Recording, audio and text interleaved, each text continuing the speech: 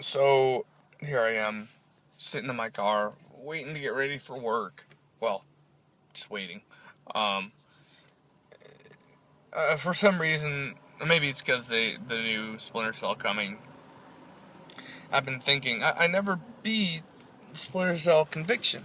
I got really far, almost like right there at the very end, like the last mission, and I had messed around with my Xbox Live profile for one reason or the other, and uh, it my saves got corrupted or something.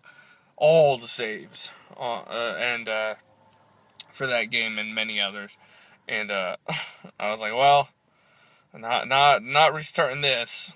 Um,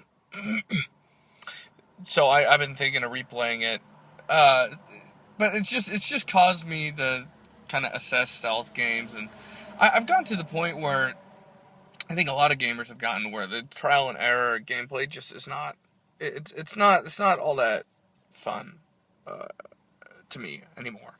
Um, like the old Splinter Cell games where it's like, oh, you've been detected, now the mission's over, or what happens is you're kind of you get caught, and even if they don't end the mission, it's like you run around like a monkey until they say, oh well, guess we can forget about this guy. He didn't exist ever, and then they just go back to their walking patterns, and then you go at it again, and try to kill the guys in the specific pattern you want to kill them.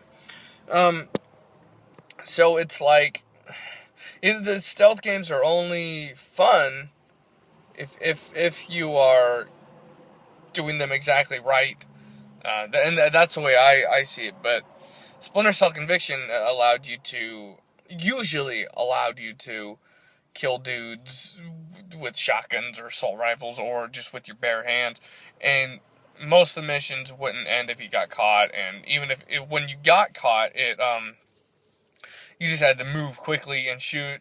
Keep running from cover to cover, um, making sure you stayed one step ahead of them. So it turned into a different style of gameplay when you got caught, um, and that was still just as challenging as sneaking around. So they made both methods acceptable, and that's what was cool. And I'm thrilled that they're bringing back Spice vs. Mercenaries. Just in the next Splinter Cell game that's been missed for a while. The double agent one wasn't that great, but at least it was there. Um, but it's just stealth games. I think are done best when you have the option of being stealthy or not. Some people go, well, why would you buy the game if it's not really a stealth game? Isn't that why you buy it in the first place? I'm like, yeah, but I don't want to deal with the whole, oh, I got caught, now I got to do the whole running around and hope they forget about me deal. It's just not, it feels dated, and doing trial and error, restarting mission 100 times. It's just not a valid use of my time. Like, granted, video games are not a valid use of my time in the first place. I accept that.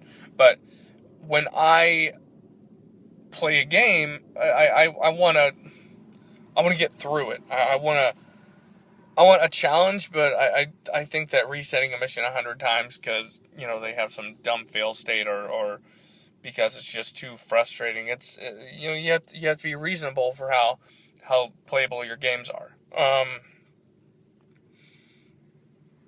I am excited for the new Splinter Cell. I want to see what they're doing. I'm curious about their decision to not have Michael Ironside in there. But if it's as good as Conviction, then I will be excited. I need to go on. I actually have it on Xbox, but it's $5 on PC right now. You can buy Splinter Cell Conviction. For it's the like deluxe edition for $5. Only thing is, I guess the PC servers are down. But I've played so much of the co-op in that game. I don't know if any of my friends are interested in going back to it. So yeah, it's single player. It'll be great. $5 will be great for the single player. Um, it'll work out just fine, and I don't have to worry about turning on my chainsaw of an Xbox, and dealing with the heat, that space heater pumping out the back. Um, anyway, I guess that's all I have to say. Um, my resounding points are that stealth games need to be reasonable with the rules that they're making. My Metal Gear Solid, I couldn't play most of them. I played a lot of 2 just because I was bored, but it just the controls were so bad that I just couldn't. The first person aiming was bad. It just switching from first to third person every time you wanted to shoot accurately was not a good design mechanic. So a lot of Japanese games have poor controls and mechanics sometimes. That's why I played Splinter Cell instead. Even though I feel like Metal Gear Solid in some ways is a better game, um, it's just the control ruins it for me. So they have to be playable. I guess is my point. I've never played 4. I should play Metal Gear Solid 4 because everyone says it's really good and it's really crazy and weird in a Japanese way. I'd probably really really like. So just there's too many games. I can never. I got so many new games, and here I am talking about going back and playing this old ass Splinter Cell game again. So, anyway, I suppose that's all I have.